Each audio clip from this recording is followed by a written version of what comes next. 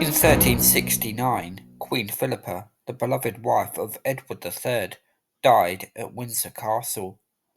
Her husband had sat beside her during her final moments, weeping bitterly. Philippa had been a wonderful servant and partner to the king over the course of their 40-year marriage. The two, on their first meeting as teenagers, had formed an almost immediate bond with each other, which remained strong throughout their long marriage. Philippa and Edward were, of course, two very different people.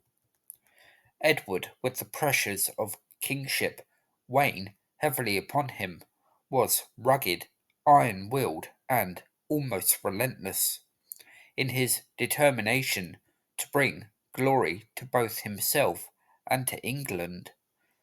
Philippa was of a more sombre and sober personality, knowing full well her role in her relationship with Edward.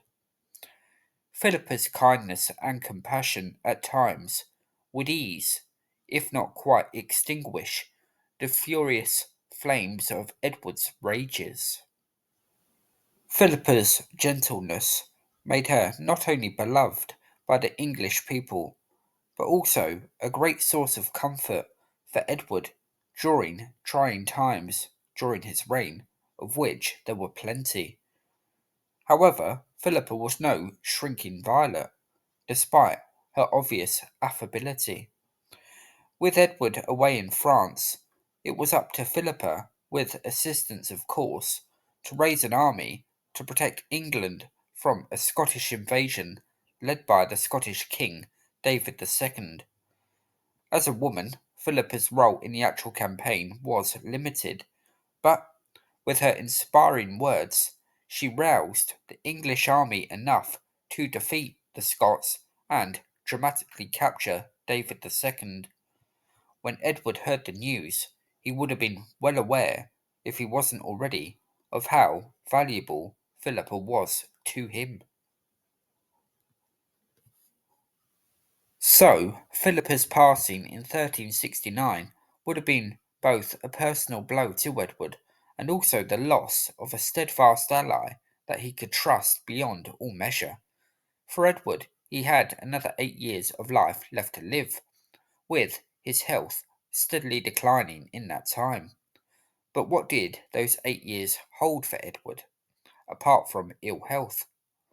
Well, for one thing, his other enemy, the French, now had a wily and capable king on their throne, Charles V, who began to turn the tide of the war with England in the French's favour.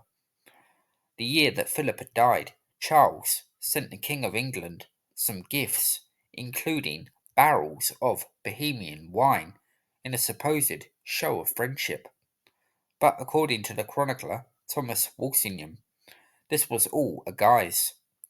Charles attacked the county of Ponthieu and eventually captured it, and for the French king, other gains were to swiftly follow. Edward III was predictably outraged by this and refused the wine that had been sent to him. When the wine and the other gifts were returned to France, they were seized by the English garrison at Calais. The ever canny Charles saw another opportunity in this, and hypocritically accused the English of breaking the peace and refusing his offer of friendship. What could Edward III do about these latest developments? Well, once again, he asserted his right to rule France, and even though he was approaching old age, Edward still had his sons to help press his claims in France. But his eldest son, and prospective heir to the English crown, Edward the Black Prince, was in failing health himself. In 1370, the Black Prince had launched a brutal sack of Limoges, a town which had surrendered to the French. The massacre that followed was perhaps indicative that the Black Prince knew the English were losing control on the continent. The Black Prince himself had become resented in Gascony because of heavy taxation. The extent of the killing at Limoges has been questioned in recent times, but the Black Prince was clearly a frustrated man. For him, the glory days of Crécy and Poitiers were becoming a distant memory, and his own future held little but the agonies of terminal illness. The Black Prince had been supported in his efforts by his younger brother, John of Gaunt. In 1373, Gaunt had led an expedition into France himself. This proved to be almost entirely pointless, as Gaunt neither threatened to do any damage to the French, nor the French to do Gaunt any harm. By now, Edward III was in his 60s, and as he watched his lands in France begin to dwindle and fall back into the hands of the French crown, his thoughts must surely have turned to the glories of the early decades of his reign and to his own mortality. With his queen now long dead, Edward may have spent some lonely days dwelling upon these sad contemplations.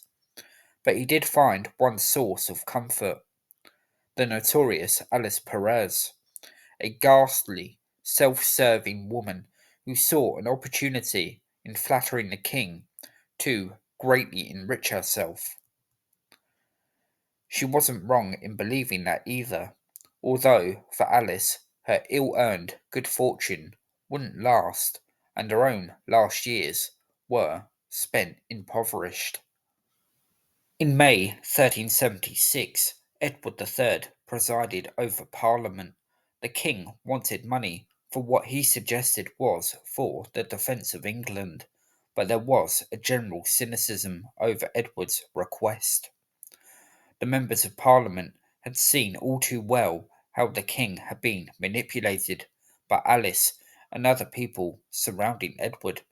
As such, in an effort to remove such corruption, royal officials were removed from their offices, and strong complaints were made against Alice, who was eventually banished. Edward's request for financial assistance may not have been too unreasonable as it happens. By the time his grandson, Richard II, became king the following year, it was clear the crown was not in a healthy financial state, and Edward, although now an old man, who knew he was not long for the world, recognized that the French war had taken on an altogether different nature.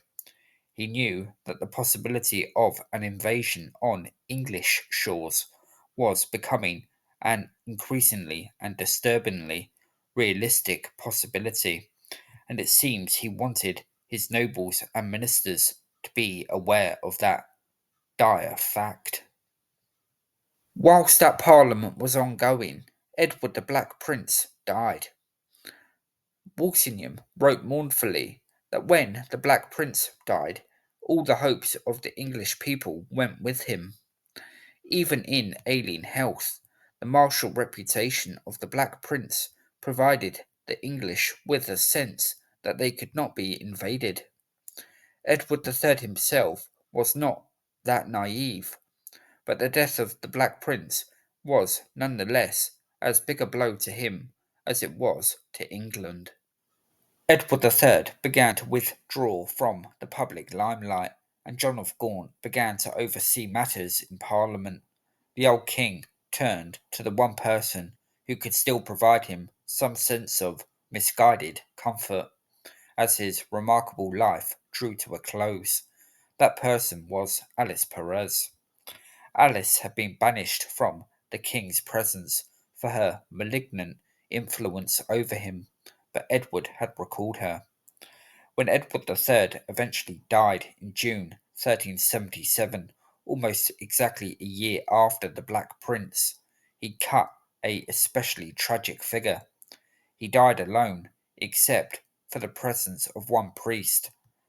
Alice had left the king's side even as he took his final breaths, slipping the ring off his finger as she did so.